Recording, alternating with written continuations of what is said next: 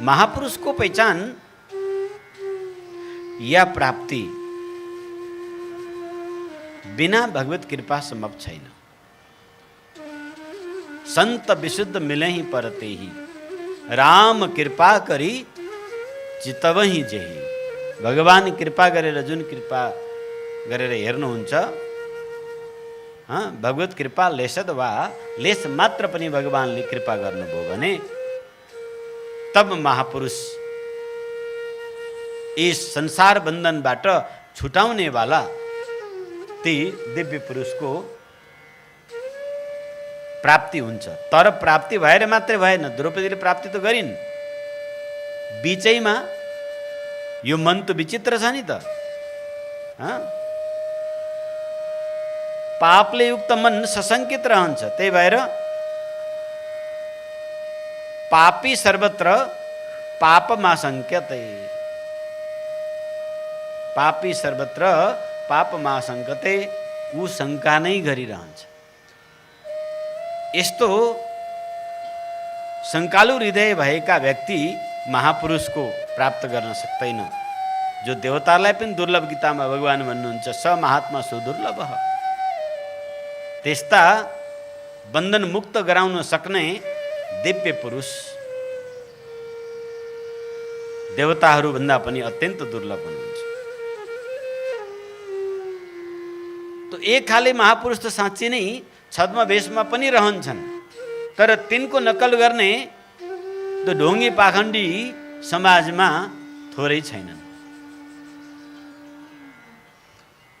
यो विषयमा अलिकति गहिरेर भन्न मन लाग्यो, किनकि चाटुकार लोग बोल्न सक्दैनन्। बोल्ने भनेको हामीहरू जस्तै धर्माचार्यले। आज आध्यात्मिक क्षेत्रमा हिँड्ने व्यक्तिहरू बडो संख्यामा देखिन्छन्, तर यहाँ शास्त्रोक्त आश्रम मर्यादा भने भङ्ग भएको छ। गृहस्थ आश्रममा रहेका व्यक्तिले गृहस्थैको रूपमा रहनुपर्छ। केशको मर्यादा त्यसै गरी राख्नुपर्छ, नङको मर्यादा त्यसै गरी राख्नुपर्छ, दाढी मुछ आदिको पनि त्यसै गरी राख्नुपर्छ। अब आजभोलि कथावाचकहरू धार्मिक अभियन्ता बनाउँदाहरू हेर्ने हो भने सब जोगीका वेशमा छन्। गृहस्थ हुन् कि, ब्रह्मचारी हुन् कि, वानप्रस्थी हुन् कि, विरक्त सन्यासी हुन्, चिन्न सकिँदैन। आफ्नो आश्रम धर्म मर्यादामा रहेर धर्मानुष्ठानको पालन गर्नेवाला मान्छे धेरै कम छन्। आवारा गर्दी, ढोंगी, पाखण्डी, निगुरा, मनमुखी यी सब उल्टे पल्टे चन्दन घस्ने, जगटा बनाउने, हुम धुम फुम फम रट्ने, कोही भूत भगाउने, कोही निको पार्ने, कोही चटक देखाउने, कोही मटक देखाउने, कोही आडम्बरी, कोही भेषम्बरी, यत्तिकै सललल हिँडेका छन्। यहाँ पहिले यही नारायण आश्रममा यहाँ झुन्डको झुन्ड आएर बस्थे, अहिले ऊ त्यहाँ सटरमा बस्छन्। ती हिन्दू पनि होइनन्, म यही सामले भनिरहेको छु। ती साधु महात्मा जोगी तपाईँहरूको दृष्टिमा त फेटा सेटा बानिरहेछ, यस्तो हात गर्दा फुललाई र खराइ अलैँची बनाइदिन्छ। तेरो घरमा छोराछोरी यति रहेछन्, तँलाई यो कष्ट रहेछ पनि भनिदिन्छ, किनकि वो म्याक्सिमरिजम जान्दछन्। जादु जान्दछन् यिनीहरू। हातको सफाई माहिरताले गर्छन्। अनि झुठै स्यालको सिङ, बाघको सिङ, गिद्धको सिङ, बागम्बर, कस्तुरी, एकमुखी रुद्राक्ष, अनि दाइना शङ्ख, नजाने ये सब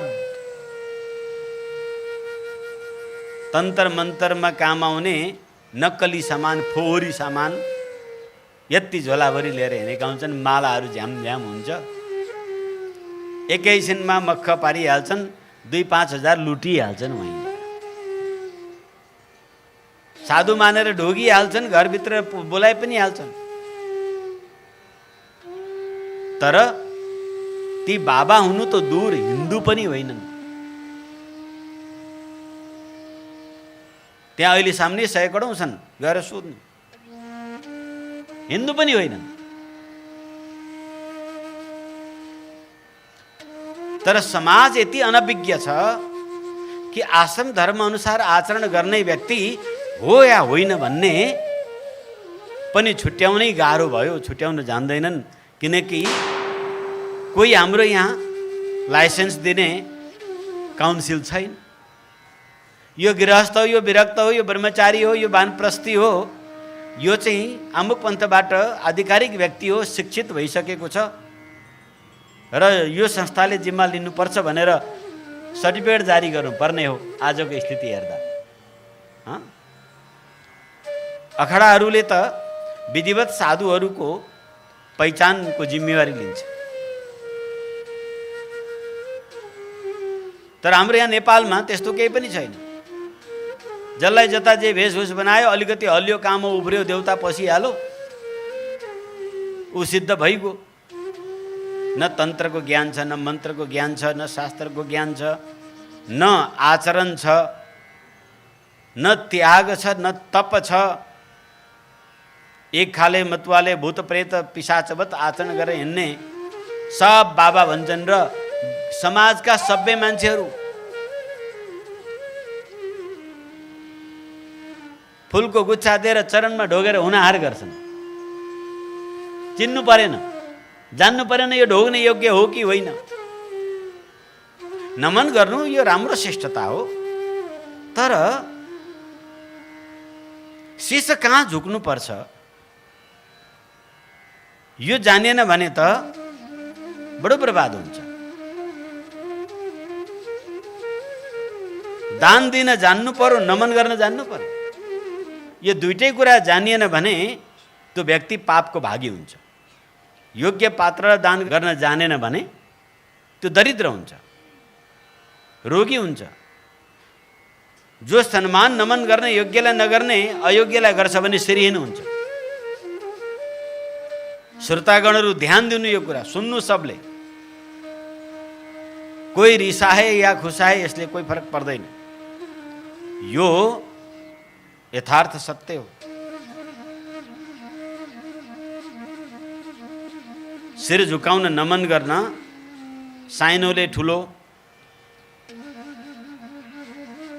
समाजमा तीन प्रकारका पुरुष हुन्छन्। पुरुष भनेर आत्मालाई सम्बोधन गरेको हो, स्त्री पनि हुन् यसमा। हाम्रो बुझाइ त फेरि पुरुष शब्द भन्दा लोग्ने मान्छे मात्रै भन्ने बुझिन्छ। हामी शास्त्रज्ञ व्यक्तिहरू बारम्बार पुरुष शब्द प्रयोग गर्छौँ, त्यो लोग्ने मान्छेलाई भन्या होइन, त्यो समग्र चेतन आत्मालाई भनिएको। स्त्री पनि पर्छन् त्यसमा, पुरुष पनि पर्छन्। त्यो समाजमा हामीले नमन गर्नुपर्ने, आदर गर्नुपर्ने, पूजन गर्नुपर्ने तीन प्रकारका पुरुषहरू हुन्छन्। एक आदरणीय हुन्छन्, एक पूजनीय हुन्छन्, एक माननीय हुन्छन्।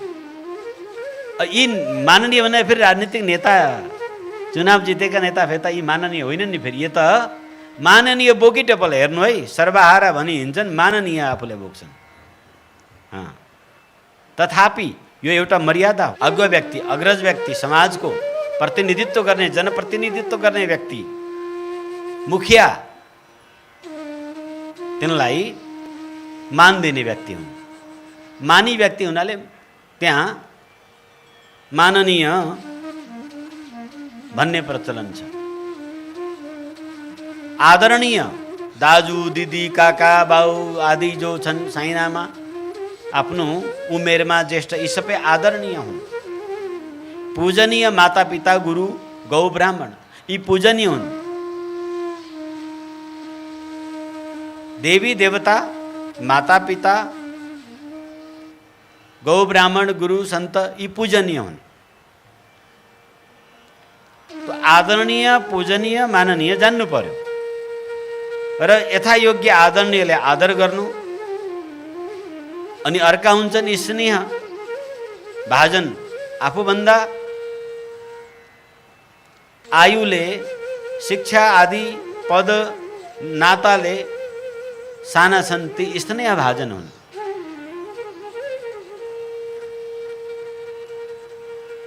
आफू समान मित्र हुन्। यो चिनेर यो जानेर हामीले तत्त्वबद्ध व्यवहार गर्नुपर्छ। तर साधु सन्तको वेशधारी देख्ने बित्तिकै कुन पन्थको, कुन गुरुको, कुन शास्त्र सिद्धान्त, कुन इष्ट, कस्तो आचरण गर्नेवाला हुन्। ठिक छ, सन्त देखेपछि आदर गर, आदर गर्न पर्छ। तर पूजनीय चरणमा ढोग्नको लागि चाहिँ फेरि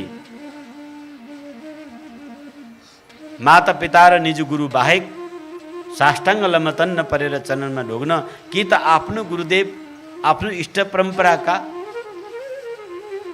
आफ्नो आचार्य परम्पराका वंशभित्रका महनीय गुणाब्धय महापुरुष हुनु पर्यो।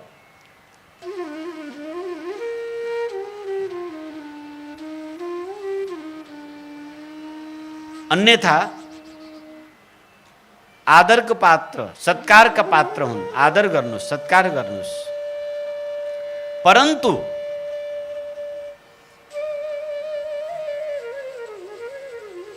जान्न बहुत जरुरी छ।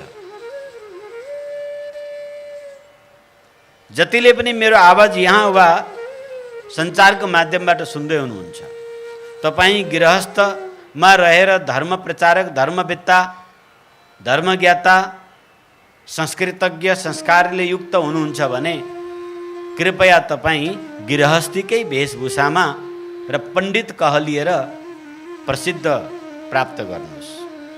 स्वामीजी, महाराजजी, यो उपाधि गृहस्थौँको लागि होइन, चतुर्थ आश्रमधारी वा नैष्ठिक ब्रह्मचारीहरूको लागि उपयोग गर्ने समाजको एउटा सुप्रसिद्ध शब्द हो यो।